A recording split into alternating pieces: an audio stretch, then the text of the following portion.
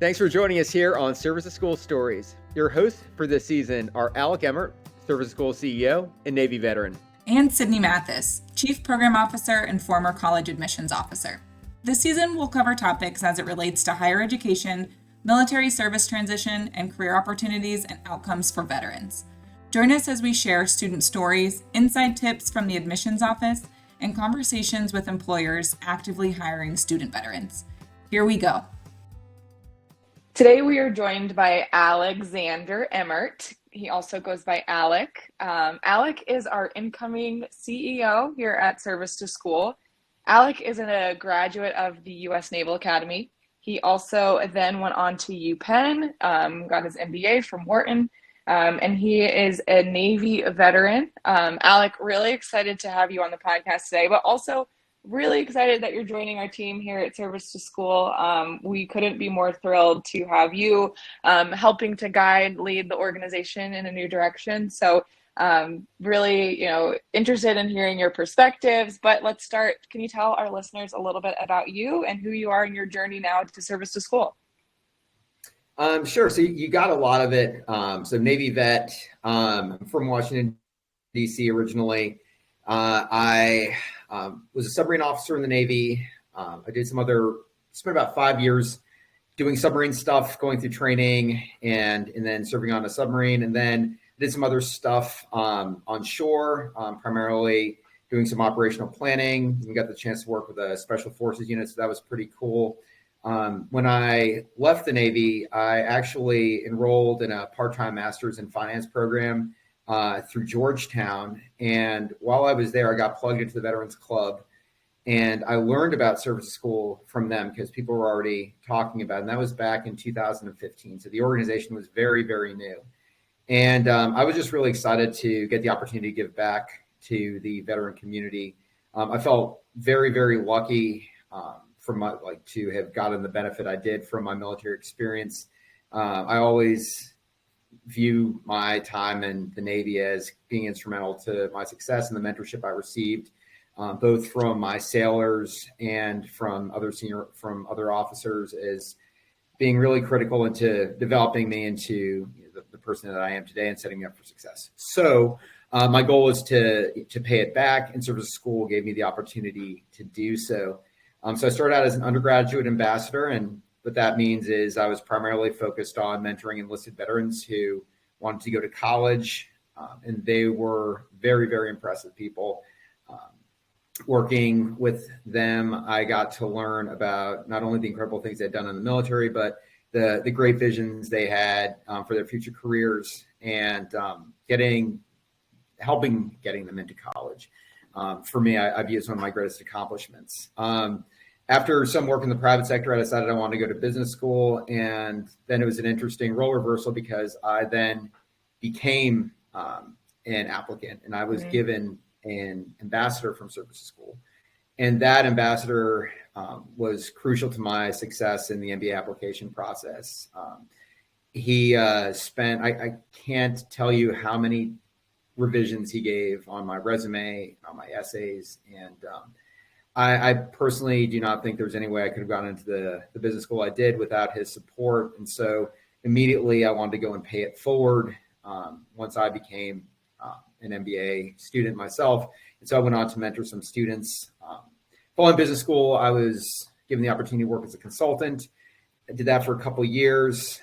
But a few months ago, Tim Shaw, one of the founders, reached out to me and asked if I would have any interest in taking over the CEO role. And that was just something I did not have to think about twice. It's just such an incredible organization. I've just seen the huge impact it's had firsthand on both my life and other veterans' lives. And you look at the number of veterans we have successfully got into college, close to 3,000 from start to finish, from an initial intake to a admission letter, and then close to 15,000 people have used our resources in some way, shape, or form to get into college. So we are really, as an organization, doing incredible service to the veteran community, and to me, I think the country, by getting these great Americans into school so they can realize their full potential. So those are my thoughts on Service to School.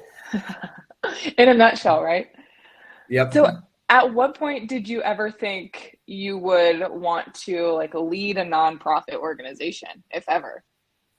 So it's always been a goal of mine to give back, and I've always liked the nonprofit space, recognizing that I was operating in the for-profit space for some time, but I view that more as a learning experience. Like there's tools I wanted to learn from the private sector, such as from the consulting world, really, how to diagnose problems, how to build Excel models to understand finances, how to structure an argument and a solution to a problem. So for me, I view that more as an extension of my MBA experience, but I'd say the thought of giving back and leading a nonprofit has always been there with me since day one. I've always been very service-minded, always made a point of volunteering and giving back. And now that I can do that as my full-time job, it's really a dream come true for me. Yeah, I agree. And I worked as a college consultant for a business for years, and always felt like I needed some like mission-driven, affiliation. So I started with Service School as an ambassador as well, and just saw the incredible work that the organization is doing, and was like, wow, I can do that full time, right? And like have that connection and that personal fulfillment come from, the organization that I decide to give my 40-hour work week to, which is just so rewarding to be able to kind of be in this space and to work for an organization that does such great work. Thinking about Service to School and kind of the growth and the direction that we're going, right? So we support applicants through undergrad up through graduate programs, PhD programs. What do you think are some of the, challenges of the higher ed space, be it undergrad or grad? And how do you see Service to School positioning ourselves to kind of tackle those challenges? So I'd say one of the biggest challenges on the undergrad side, or specifically looking at our enlisted veterans, is information. Like I think that many of the enlisted veterans are first generation college students, so they don't get great perspectives from their families on what the college application process should look like. Additionally, the resources in the military, although some of them are good, there's a lot of bad information out there, especially around some for-profit colleges that students can get into that won't really help them achieve, number one, their fullest potential, and also get the skills and knowledge they'll need to enter the career field they want to get into. So I think that's a big challenge for us as an organization, is reaching as many people as we possibly can, and giving them the truth and helping them understand both the benefit that they will bring to a university, how that education will help them achieve their fullest potential, and then also how to navigate the application process. So I think that's a huge challenge. It's something we're doing very well. And the more people that we can get into our system that can talk to our ambassadors, the better. And so for us as an organization going forward, our biggest goal is really just growing our reach and talking to as many people as we possibly can, and giving them the true story. Yeah, absolutely agreed. And to be able to get to them sooner, right? Like so many of our enlisted veterans that come to us, they were using TA at one point, and they either, enrolled somewhere and now those credits don't transfer, or how could they have better positioned themselves to, best maximize, maybe they didn't know about TA or they didn't qualify for TA, right? How can we kind of reach them earlier in their process before they get out, just to ensure that they do have a more meaningful and applicable college experience? What do you think about on the grad side? So on the grad side, I'd say there's a big fear of standardized testing. Personally, I was terrified of the GMAT. When I like it, it's GMAT. It's awful. Yeah, it's a rough one. And I was very lucky that I went through a prep program, Sherpa Prep now, Smart with a Heart, where I had a coach there that helped me understand the test, how to break it down, and then study for it and do well on it. Now, I think that a lot of vets on the grad side may see those standardized tests, whether it be the GMAT or the GRE, and try a few of them, get some pretty rough scores early on and then just give up. Mm-hmm. And so that's, to me, I think the biggest challenge on the grad side is people writing themselves off when with some good preparation and and focused application preparation, they can do well and achieve their goals. Yeah. And I think that goes back to your original point of kind of the knowledge base, right? Like applicants aren't just signing up for service to school for the application support, but it's the resources and the knowledge that we're able to pass through ambassadors or through the staff here at Service to School. So then they don't have to just walk through that process or that experience on their own, that it's, we extend beyond just completing essays or researching schools. It's kind of plugging information holes and filling in for those gaps of knowledge where we can, for sure. And that's really the case. The ambassadors we take into service school are all vetted. They're all trained. They're all people who have gone through the college, whether it be undergraduate or graduate process, and are paired with people who were in their shoes a few years earlier. And they can do a lot to dispel any kind of misconceptions they may have and really give them the true story. And I had that experience with my ambassador. I aim to do the same when I mentor people as well. But he was very straightforward with me. He saw my numbers and he was able to tell me which schools he thought I could be competitive for, which schools might be a little bit of a reach, what I need to do to strengthen my profile, and then which schools he thought, given my career goals, would be a good fit. So, and also a big plug for this, and I don't think we've talked about this enough, this is a free service. Yes. And so he was giving me all of this information for free. And that is such a big deal. Oh, absolutely.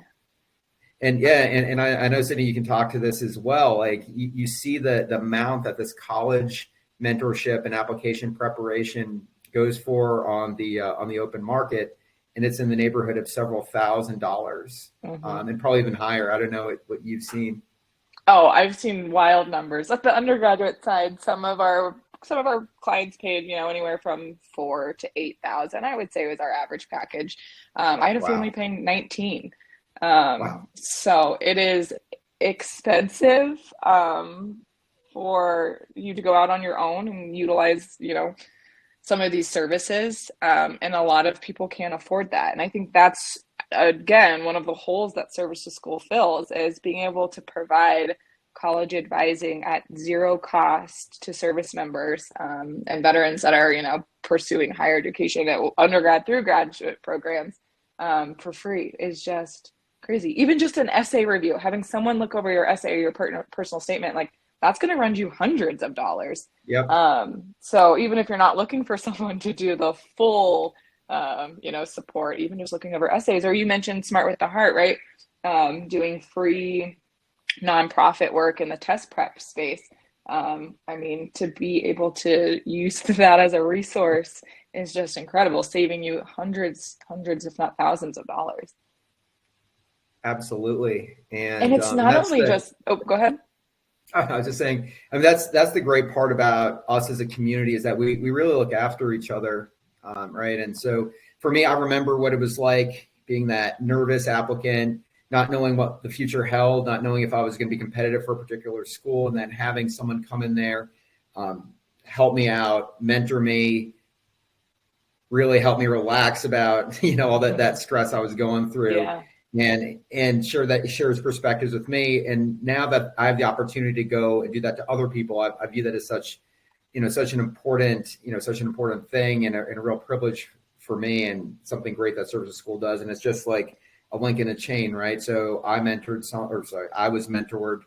I then mentored someone. That person is now mentoring someone. So there's this chain of mentors that we have as a community that stretches back now 10 years.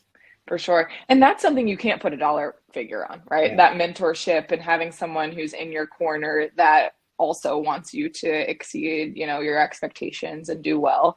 I think so much about the time, effort, and energy that our ambassadors give to our applicants. And I tell them thank you, on all of the onboarding calls or the training calls I do with our ambassadors, because it truly is, they're investing their time in our applicants. And it's just so incredible that we have such a strong network of ambassadors that we can tap back into. But I think also just the confidence that, you get from speaking with someone that is where you have goals and dreams of going, and them being able to say like, hey, I could see you doing this, going down the same path, and I want to walk along you down that path, or walk with you along that path.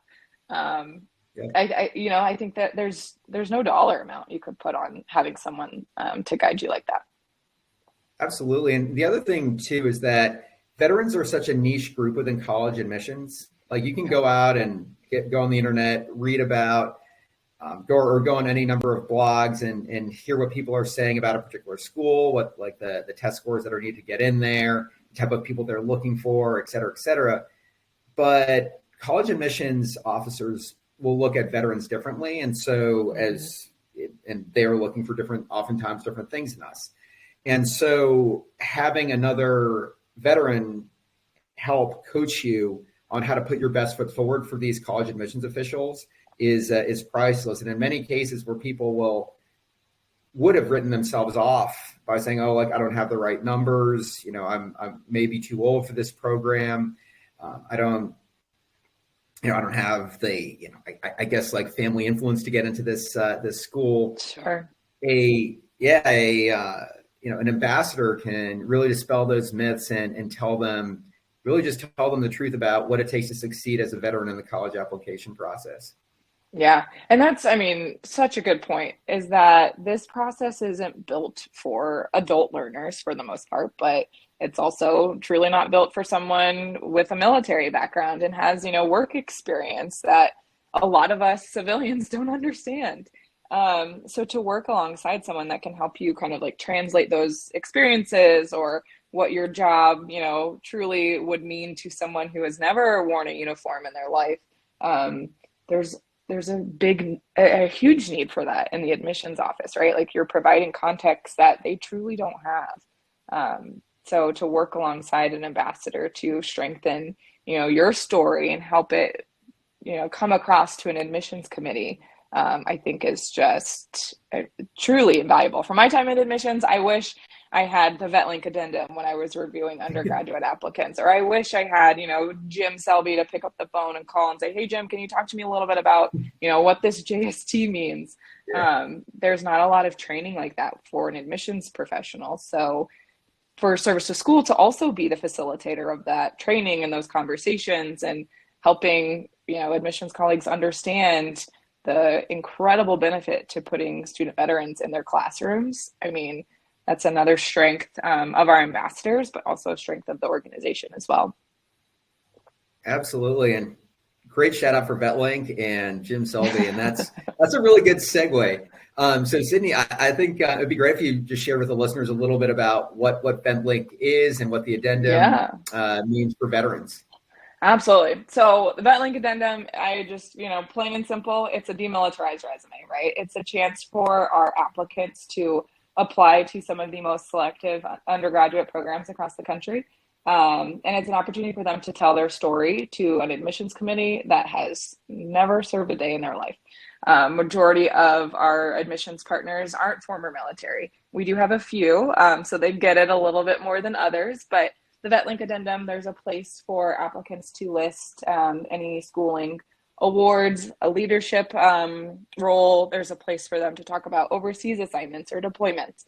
There's also an additional essay for our undergraduate applicants to share how their time in the military has prepared them or influenced their decision to now go back and pursue higher education and to join an undergraduate class.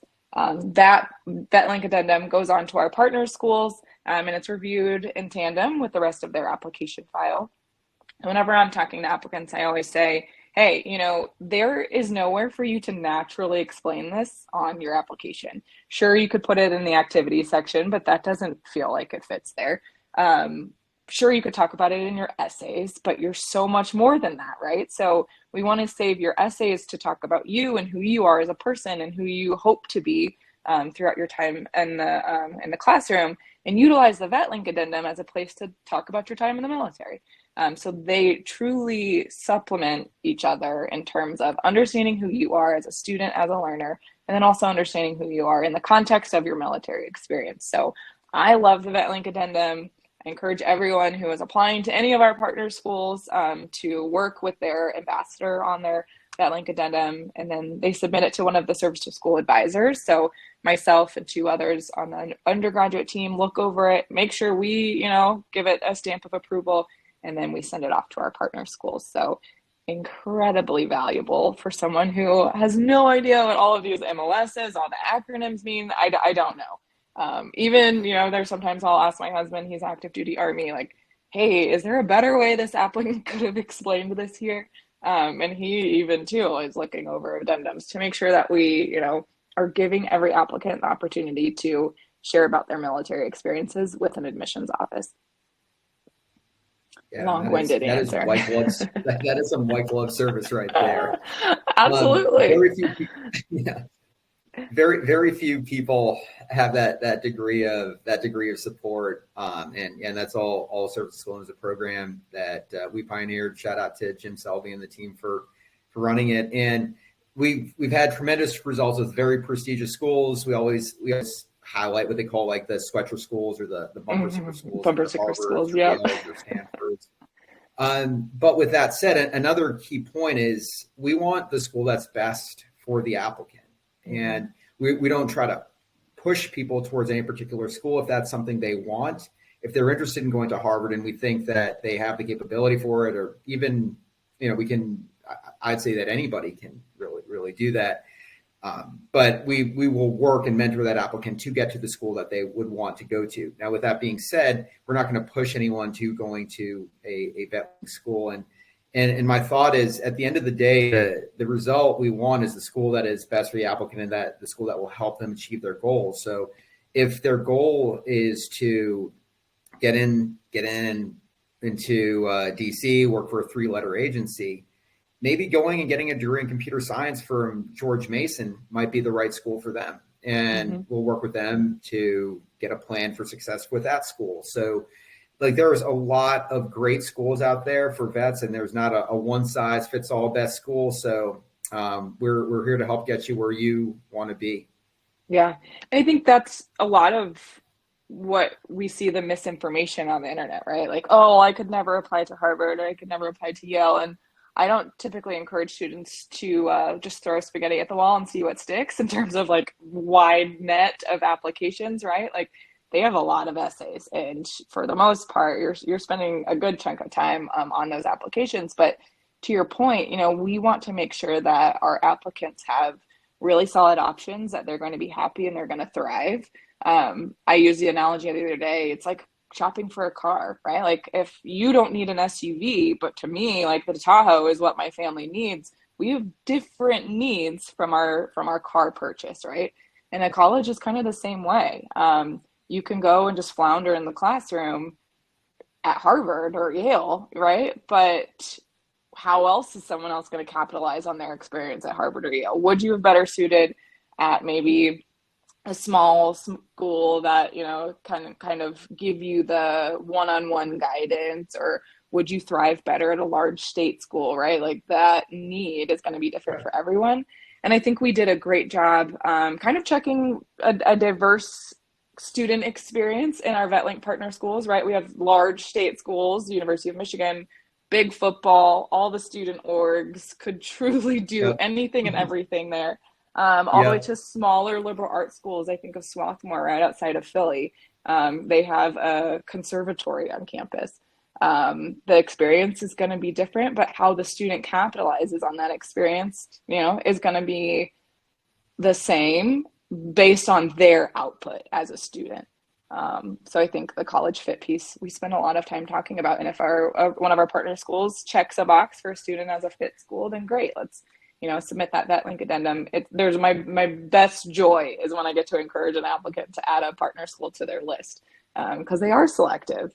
But I do think our partner schools have done a really great job showing commitment and dedication to bringing student veterans on their campuses and including them in their classrooms. So shout out to all our partner schools too that are, doing the work to fill a need in the space to bring veterans into the conversations. Oh yeah, Sydney, that was such a good point you made about the different schools that people can go to. So if you want to join a fraternity, if you want to join a fraternity, go to some great college football, we got a school for you. If you want to go and play music, spend time in the library, we got a school for you too. So really, and it's not just the VetLink schools. We'll help you get it anywhere. And the big thing I say, if you want to go to community college, anything from community college to a PhD program, we'll help you get where you want to go. And we've got people who've got that inside knowledge of what it takes to succeed in the application process for each one of those programs and tracks. Yeah, absolutely. Well, Alec, it's always fun chatting with you and looking forward to the future of Service to School. Excited to have you, leading the team, helping us continue to grow to support student veterans. Do you have any last piece of advice to either applicants or student veterans that are listening to our conversation today? Yeah, so I'd say first off is give us a call, or rather just fill out an intake form. It's probably your first step. We'd love to talk to you. If you want to be an ambassador, we'd love to have you on board helping applicants out. If you want to go to college, let us know. We're here to help, but we just really want to hear from you, and we'd love to have you in our community. And then I think the second point I'd like to make is probably the strongest piece of advice I have for everybody is don't deselect yourself. Don't think that for whatever reason you aren't good enough for a particular program that you want to go to. There are so many people who have walked the road before you, who are there to help you out and want to help you achieve your goals. So whatever those goals are, figure them out. And if a college is in your plans for the future, we will do our utmost to get you there. Yeah, absolutely. Or even if you're unsure, right? Let's have a conversation, see if college is a path that would make sense for your career goals. So I think that's great lasting advice, Alec. If there's anything else that our listeners have questions, concerns, thoughts about in terms of higher education for student veterans, absolutely reach out to us. We're here to support you all however we can. Thank you again, Alec, for joining us on our call and our conversation today, and look forward to continued conversations around Service to School and the work that we do here. So thanks again. Cool. Thank you. That's it for this episode. Join us next week, same time, same place, where we share more Service to School stories. Service to School Stories is hosted by Sydney Mathis, the Director of Student Success, and produced by Amanda DeBias, the Director of Communication at Service to School. Service to School is a 501c3 nonprofit providing free college admission support to transitioning service members and veterans. Join us next time and follow us for more on all of your favorite social media platforms.